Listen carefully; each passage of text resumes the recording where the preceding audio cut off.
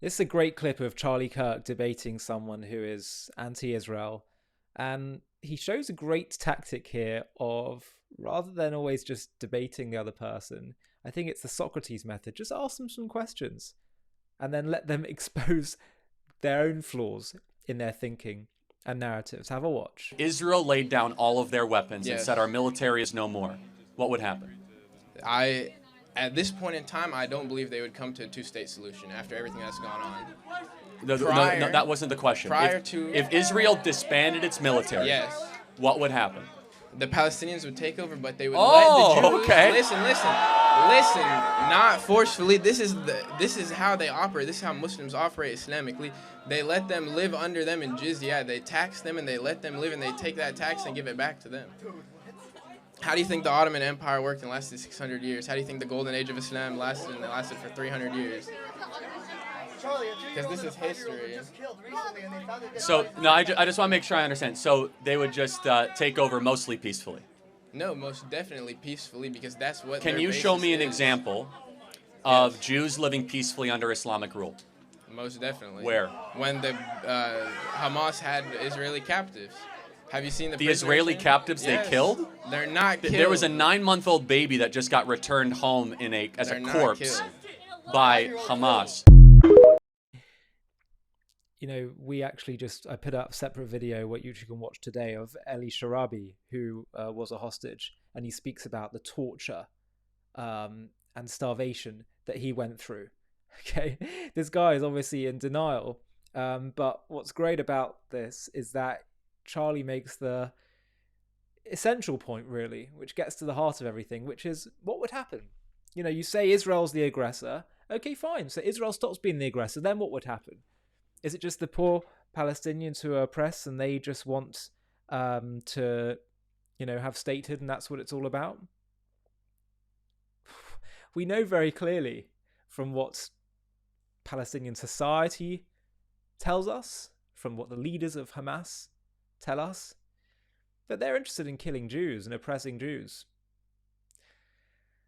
So Jews should be okay. Let's just follow through with his argument. Let's just say that actually, no, it's not that the Jews will be killed. They'll just be second-class citizens who have to pay these taxes as non-Muslim entities and face second-class citizenship, basically.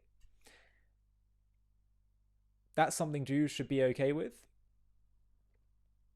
Jews who have spent 2,000 years being persecuted by Christian and Islamic and just Western countries and governments, that they should just be okay with being second-class citizens once again, and that should be fine. He has no concern whatsoever for the Jews. Meanwhile, there can be Islamic expansion. No recognition of the fact that Israel is the ancient, historic, and eternal homeland of the Jewish people. It's quite remarkable because this is happening on a campus in America. And I thought in America and these campuses, the words of the day is decolonization, looking out for the minorities. Meanwhile, he is calling for Islamic domination, conquest, and oppression of minorities. It's quite unbelievable.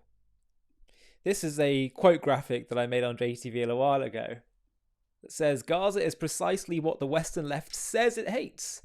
A racist, sexist, homophobic, militaristic, anti-democratic, kleptocratic, dogmatically religious police state of science, fictional inequity and oppression.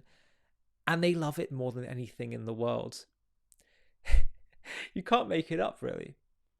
But I think one of the key points of this video is, if the truth's on your side, ultimately just investigate the truth. And that includes debating your opponents. When you debate people on these matters, ask them questions. Don't always just throw facts at them. Ask them questions. Because ultimately, as I've been saying, that's been one of the themes recently, in the end, bad ideas, evil ideas, and causes will destroy themselves ultimately. You just need to shed more light on the darkness. He just exposed himself there.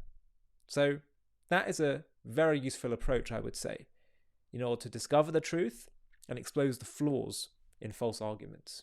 Hi, thank you so much for watching. To watch another one, click here. To stay up to date with all our content, click here to subscribe. And if you're able to, you can help support JTV to grow and grow by clicking join below this video, where you can become a member and get perks including early access to videos and private live discussions with me. But most of all, you'll be partnering with us on our mission to change the world.